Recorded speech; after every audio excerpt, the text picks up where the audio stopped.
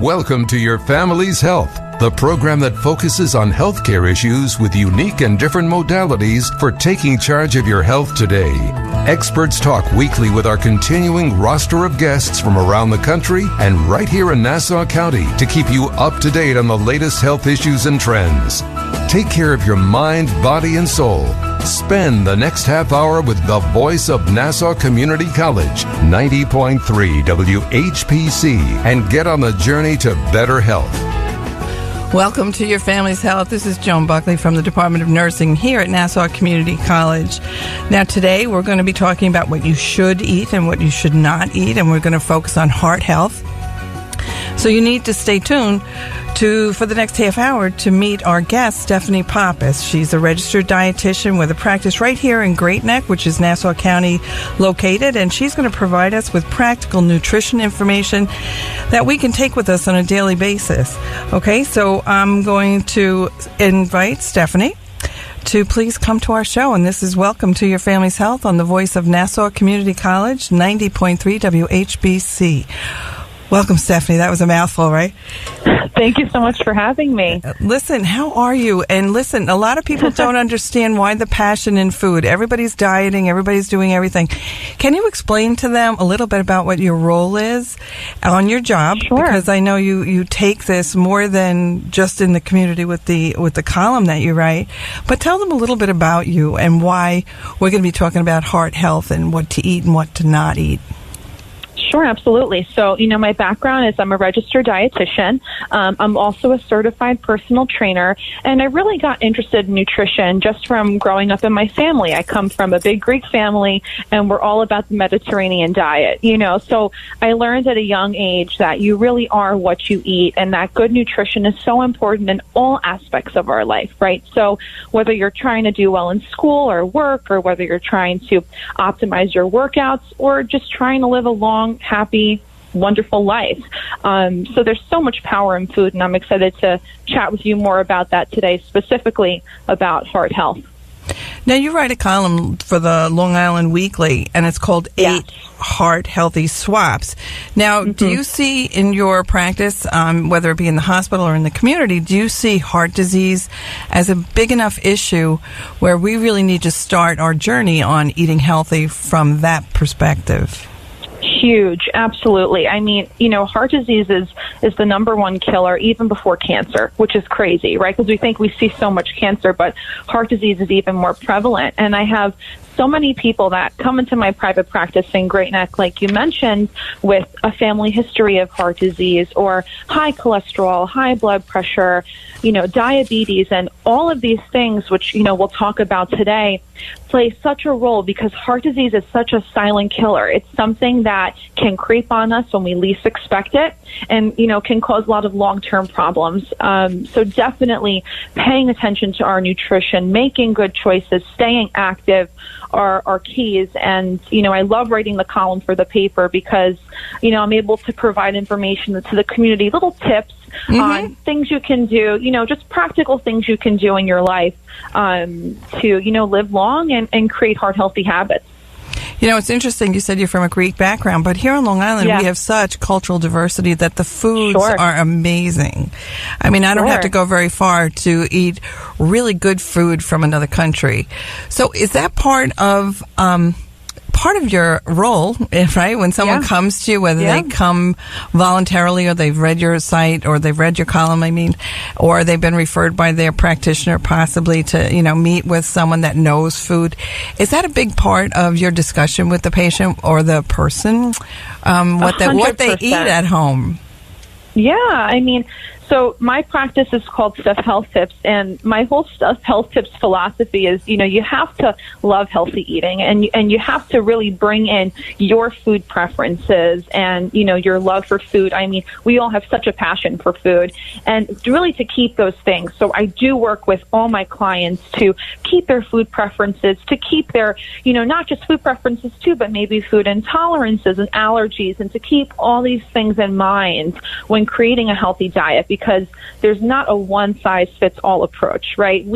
Some of us, we love certain foods, and some of us, we thrive on certain foods. So it's about really keeping a lot of those cultural things into play for sure, but trying to make healthier choices, and especially cutting down on things like excess salt, excess saturated fat, excess added sugar that are really abundant today, especially with all the different food manufacturers and fast food and the way we've sort of trained our body and our palate to react to food.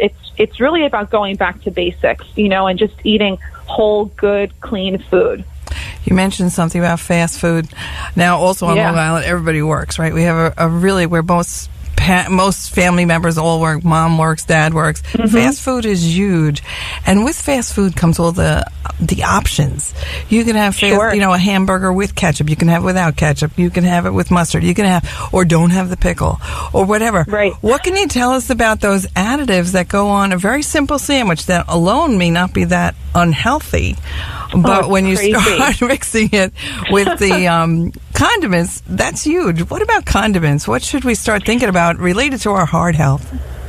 Sure. Well, I always say with condiments, you have to be careful because a lot of condiments, if you look at the nutrition labels, full of high fructose corn syrup, full of added salt, full of added sugar, and we eat them kind of in abundance, right? We forget that they have calories. We forget that they have, all this added stuff in it. And a lot of these things too, especially like, for example, ketchup, a lot of, generic ketchup has high fructose corn syrup. Those types of things, they hyperstimulate our sugar receptors, our taste receptors in our brain. So we need more sugar to keep us satisfied, right? So there's so many things, especially with fast food, especially with all the artificial additives and ingredients that are put into these things that we're eating. I always do say that eating at home and trying to cook at least 80% of your food for the week at home is always going to be a top tip for keeping your heart in shape and just keeping your waistline in check too. So those are really fundamentals, especially when dining out or any sort of fast food, anything like that.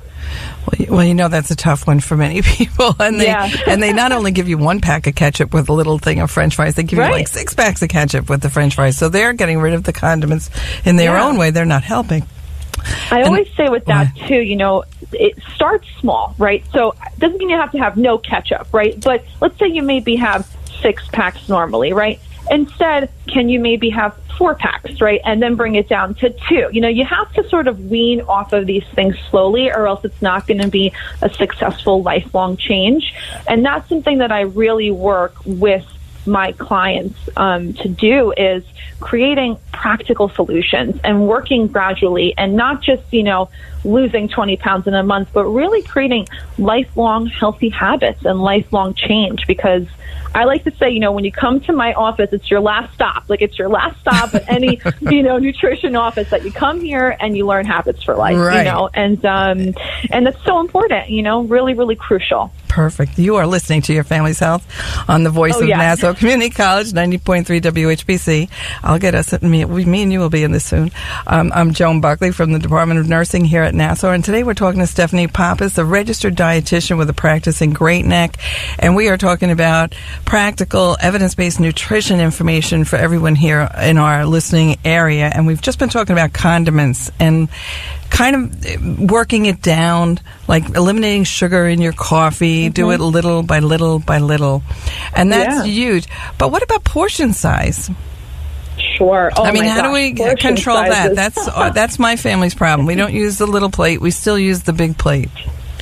Right. I think especially over the years, portion sizes have gone through the roof, right? And what's funny is part of my family is in the bagel business, believe it or not. And when I was a kid, which is ironic, but when I was a kid, the mini bagel today was the size of a regular bagel back in the day, Wow. So it's just crazy seeing how portion sizes have gotten out of control because, this is the culture we're living in, right? We just want more and more and more.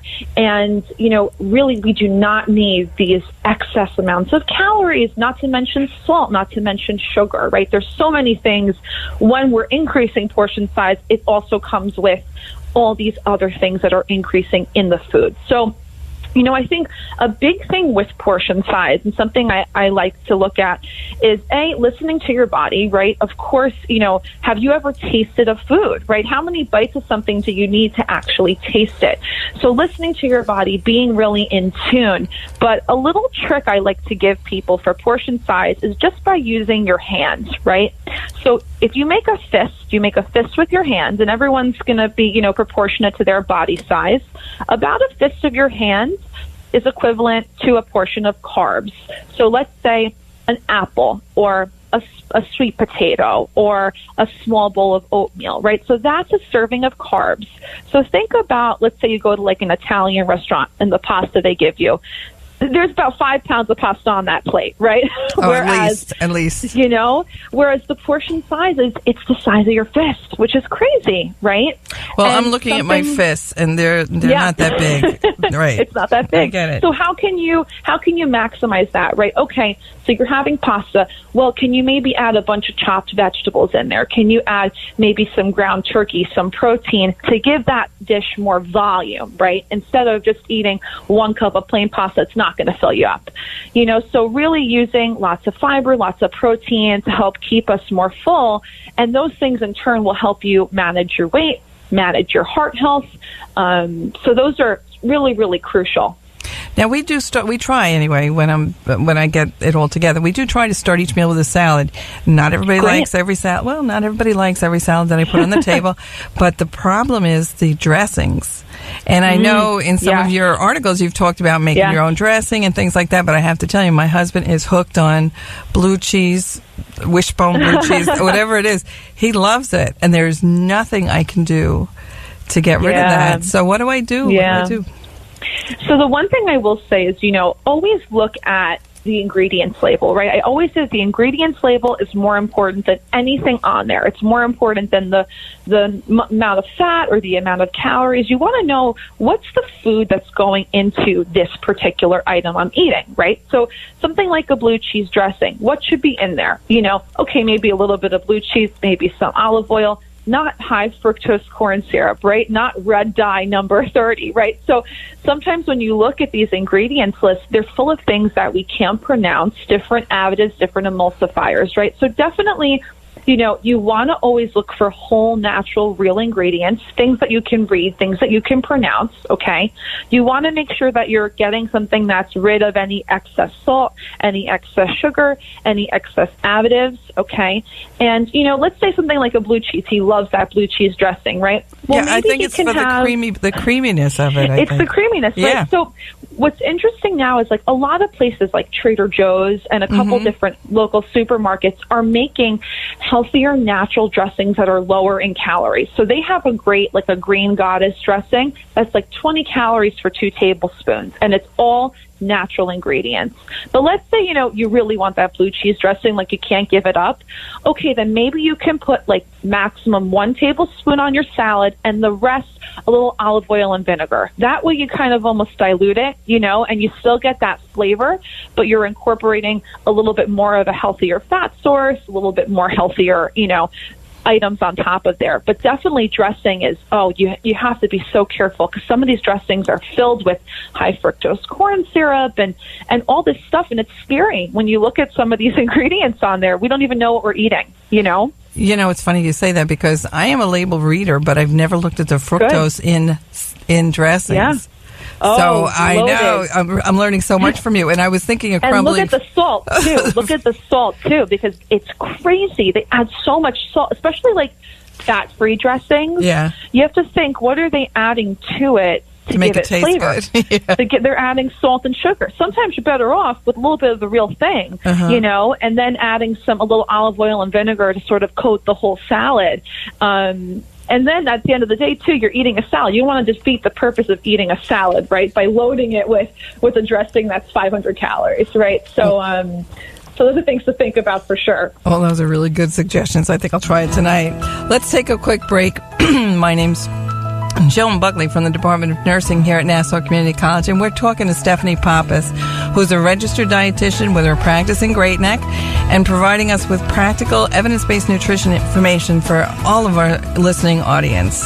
So you're listening to Your Family's Health on the Voice of Nassau Community College, 90.3 WHPC. 1 in 3 adults in America have pre-diabetes, but most don't know it.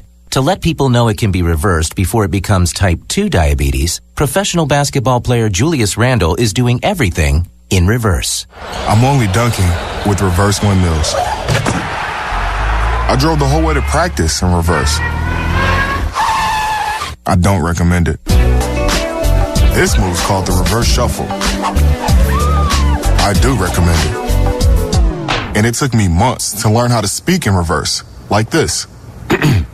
Years 10 almost for diabetes type 2 with living Ben has mama.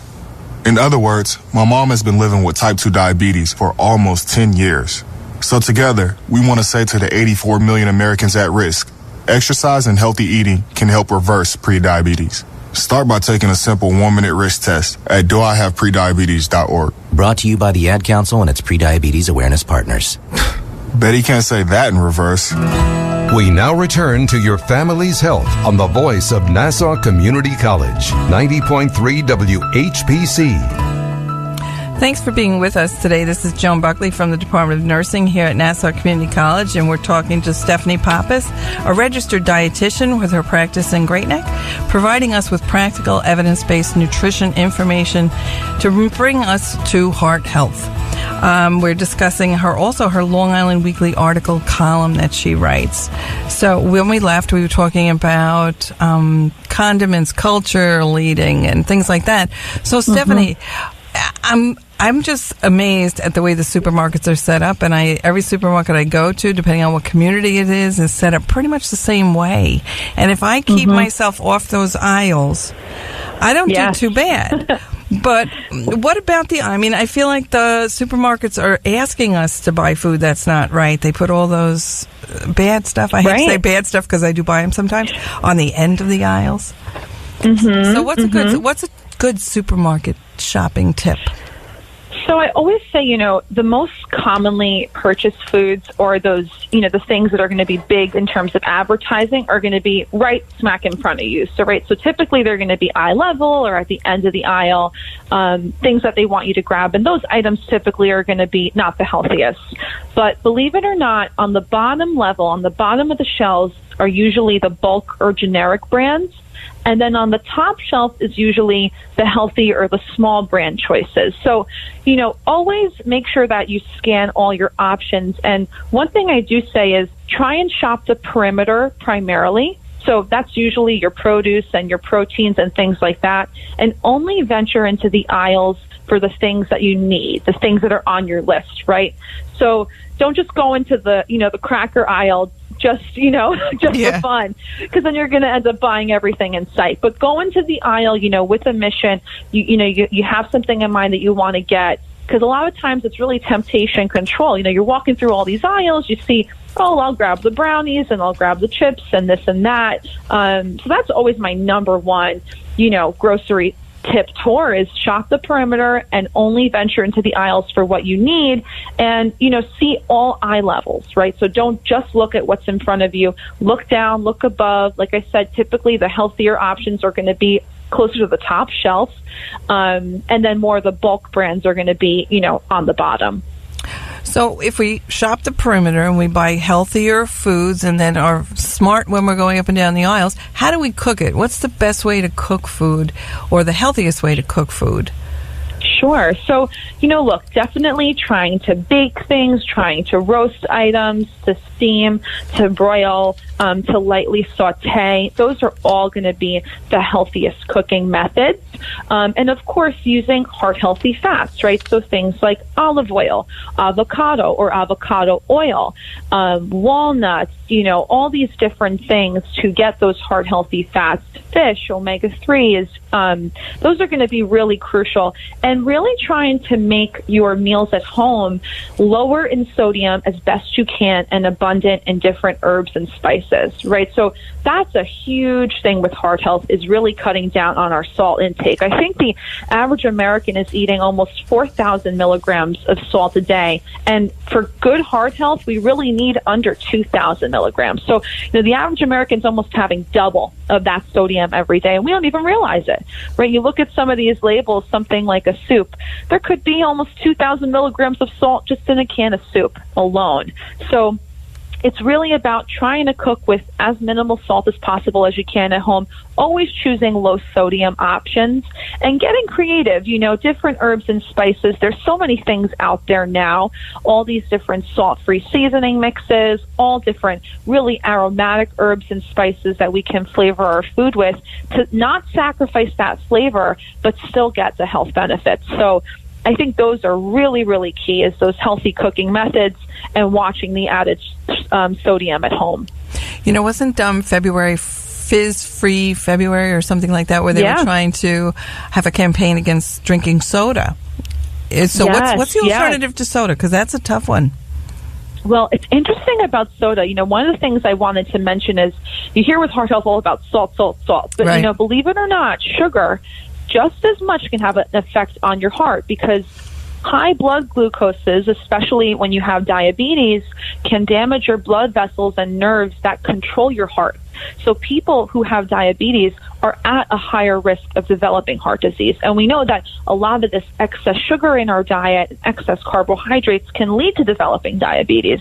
So with soda, of course, I have so many clients come in here that are determined to break the soda addiction, and they do really well because we substitute different things in there, right? So we slowly wean them off of soda, and instead we work on, what do you love about soda? Do you love the carbonation feel? Do you love the flavor, right? A lot of people just like that carbonation, that bubbly fizz. So there's so many different naturally flavored seltzers on the market now, naturally flavored sparkling waters that can help wean off of soda, or even bringing in things like now unsweetened iced tea, different beverages that have, not as much sugar, not as much, even there's salt in soda too, and not as much excess calories, and trying to really go more towards, these seltzers and unsweetened iced teas and green tea and water, and really focusing on hydrating ourselves with good, whole,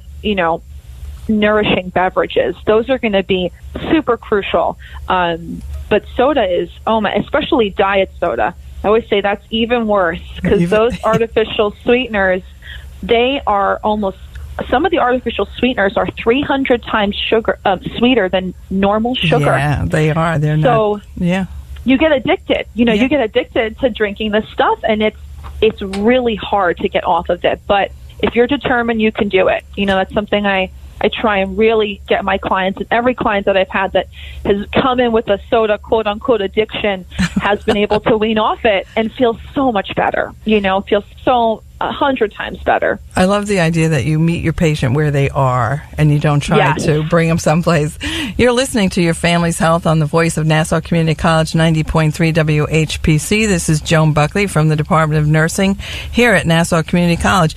Today we're talking to Stefani Pappas, a registered dietitian with a practice here in Great Neck, or there in Great Neck, and she's providing us with practical evidence-based nutrition facts that will make us heart healthy. And we're going to, after a minute, I think my next question is, can you give us some heart healthy swaps? Something like, absolutely. Don't eat this. You did the soda. So now what can we do with other foods? Let's talk about other foods that we could swap out. Right. So I think a big one is fried foods, right? I think we all love our fried foods. And a lot of times, we like that crispiness of fried foods. So something that I like to recommend is air frying foods, right? So an air fryer, this is a new appliance. You can find it really any Bed Bath & Beyond or any of these, appliance stores. But this is a way to give food that fried texture with a fraction of the fat. So you still get to indulge in that sort of fried food feel, but you're not getting as many calories or as much salt or excess, oil as you would be with fried food. So that's always one of my first tips.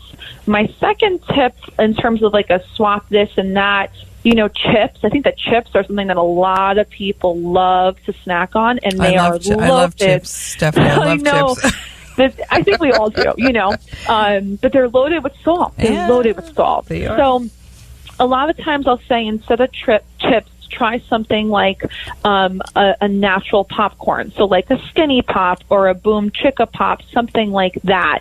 Those are going to have a fraction of the salt. They're going to have fiber. They have whole grains, so they're really nutritious, and they're going to fill you up more, right? So you're able to eat more popcorn for less calories than you would something like a chips. I'm not talking about movie theater popcorn, right? That's a different story. But definitely, you know, some of these lighter popcorns out there, or even popping your own popcorn at home. You know, that we have that in my house. We have like an air pop, and that just pops the kernels itself. So that's always the best thing. So that's crucial too. And then instead of, you know, things like any candy, that's always a big one. People love the sweets. I always say, you know, obviously fruit is always a great choice in moderation, or dark chocolate. You know, we know that dark chocolate has healthy flavonols that can help protect the heart. So I usually say with dark chocolate, try and go 70% or higher. And if it tastes a little bitter to start out, give it some time. Your taste buds will adjust. You know, they might be used to really high sugary foods, but, you know, going back to basics and having something like a dark chocolate, which is super high in antioxidants, super good for our heart, can be really beneficial. And you just need 1 or 2 squares to, you know, fix that sweet tooth, right? Fix that craving. Right. So those are always like probably my number 3, you know, biggest swaps, I think, for heart health in general. Well, I think your clients or whoever you meet and you work with, I think they're very fortunate in just the fact that you meet them where they are and you're not expecting them to do anything other than what they want to do for themselves. So if you had to leave one message on the show for the community, for people listening out there, what would it be? What would you want them to know about eating for your heart, eating for heart health, anything on that line? Yeah, I think, you know, like I mentioned before, you know, we know that heart health is such a huge, you know, challenge for our health. So eating whole, natural, real, unprocessed foods and using exercise as a way to complement those healthy efforts, and knowing you can't out-exercise a bad diet, right? So it's really 90% nutrition and 10% that exercise to use that fuel properly. And how can they reach you? Is there a website or anything that they could look on to see more information and more discussion? Yes, absolutely. So my website is www.stefhealthtips.com, and my phone number at the office is 516-225-1745. And like I said, you said before, I'm located in Great Neck, where's my private practice, Steph Health Tips. But yeah. That's great. That is really great. Thank you so much, Stephanie, for being here. It was Thank Stefani you for having me. Yes, Stefani Pappas is a registered dietitian with a practice right nearby in Great Neck. She writes articles for the Long Island Weekly, and we want to say thank you. This is Joan Buckley from the Department of Nursing here at Nassau Community College, and we want to thank you for listening to this week's edition of Your Family's Health. We'd like to get your feedback on your family's health. Send your comments by emailing them to whpc@ncc.edu. Podcasts of today's show are available on iTunes, Android Podcasts, and Spreaker. This program was produced at the studios of Nassau Community College in cooperation with the Nursing Department. Join us next week for another edition of Your Family's Health on the voice of Nassau Community College, 90.3 WHPC.